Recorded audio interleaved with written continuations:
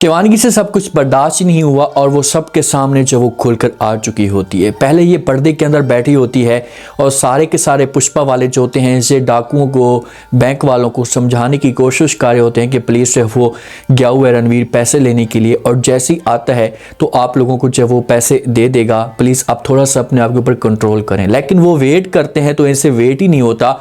तो फिर शिवानगी जो होती है ना, इसे सब कुछ बर्दाश्त नहीं होता। जब तक वो पर्दे के अंदर बैठी थी ना तो मामलात जो है वो ठीक जा रहे थे, लेकिन उससे जब बर्दाश्त नहीं होता वो सारी बातें सुनती है तो उसके बाद वो पर्दे को उठाकर फेंकती है और सबके सामने आ जाती है। जब सबके सामने आती है, अब दुल्हन है और पुष्पा वाले लाजमी तौर पर बर्दाश्त नहीं करेंगे कि भाई गैर मर्द जो है वो देख लेंगे, तो इस तरह से एक तमाशा से एक हंगामा सा घर के अंदर खड़ा हो जाता है। पुष्पा चीख उठती है कि भाई हाय अल्लाह, तुमने ये क्या कर दिया, तुम्हें ऐसा नहीं करना चाहिए। जब इस तरह के मामला जो होंगे ये चलेंगे ना, तो जो शिवानगी होगी ये बात कर सकती है इनके साथ, तो इनको जो वो कह सकती है कि आप थोड़ा सा वेट करें। जैसे वो आता है रणवीर पैसे लेने के लिए गया है, इनको जो वो हो सकता है कि साइन करके दे दे पैसों के ऊपर, इनके पास कोई चेक हो सकता है शिवानगी के पास, तो इस तरह से मामला जो होंगे ये हल हो सकते हैं। लेकिन इतने में रणवीर भी आ जाता है पैसे लेकर। जब रणवीर आता है ना तो फिर रणवीर की जो दीदी होती है ये रणवीर के पास जाती है, जाकर जब वो बात करती है और कहती है कि आज आपका घर तो नहीं बिका, लेकिन आपकी जो इज्जत है ये मुकम्मल तौर पर बिक चुकी है, बर्बाद हो चुकी है।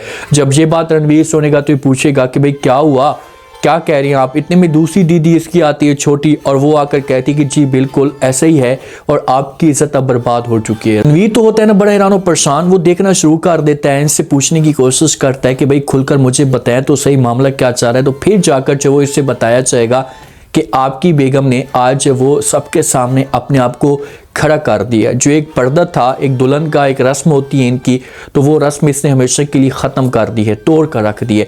तो जेल फास जब रणवीर सुनता है तो रणवीर यहाँ पर इस मामले पे बड़ा शॉक्ड हो जाता है। अगर इस जगह पर पूजा होती तो वो कभी भी ऐसा ना करती, वो पर्दे के अंदर रहती और वो लाज रखती। लेकिन शिवानगी थोड़ी सी तेज़ भी है और जो कुछ इसके साथ हो रहा है ना, तो इसका दिल और भी ज़्यादा पत्थर बनता जा रहा है। तो रणवीर जो होता है ये जाता है, अब शिवानगी अपने रूम के अंदर होती है, पानी शानी पी रही होती है। रणवीर जो होता है ये गुस्से से जाता है, दरवाज़ा ज़बरदस्ती खोलता है तो शिवानगी से वो गिलास वगैरह या जग वगैरह होता है वो भी नीचे गिर जाता है। तो रणवीर जो होता है ये गुस्सा करना शुरू कर देता है शिवानगी के ऊपर कि मैंने ऐसा कभी भी नहीं सोचा था कि आप मेरे साथ ऐसा कर सकती, आखिरकार आपने क्यों किया, मेरी इज्जत को क्यों आपने बर्बाद किया। तो ये बातें शिवानगी सुनेगी तो ये रणवीर के सामने खुलकर बोलेगी, रणवीर को बोलेगी कि आप इस बात को छोड़े, मुझे ये बताएं कि इतना बड़ा कर्जा इस घर का, और आप लोगों ने क्या मेरे साथ जो वो शादी की थी तो इस वजह से शादी की थी, आप लोगों का मकसद ही यही था कि भाई हम किसी भी तरीके से पैसे लेंगे मेरे पापा से और पैसे मिलेंगे तो उसके बाद इस घर का जो कर्जा होगा या जिनको भी हमने देना है वो हम दे देंगे और घर की नीलामी नहीं होगी। यही चीज़ें शिवानगी जो है ना बार बार अपने वालिद को समझाने की कोशिश करती थी, वालिद को समझाती थी कि पापा चानी इनका टारगेट कोई और है, इनके मन में कोई और बात चाह रही है, इससे पूजा के साथ जो वो रणवीर मोहब्बत नहीं करता, मकसद के लिए शादी कर रहा है। तो आए सब कुछ सच खुलकर आया शिवानगी के सामने, तो शिवानगी शाह पर रणवीर को अच्छी तरीके से बातें सुनाएगी, इससे बोलेगी कि मुझसे बर्दाश्त नहीं हो रहा था तो इसी वजह से मैंने ये सब कुछ किया है।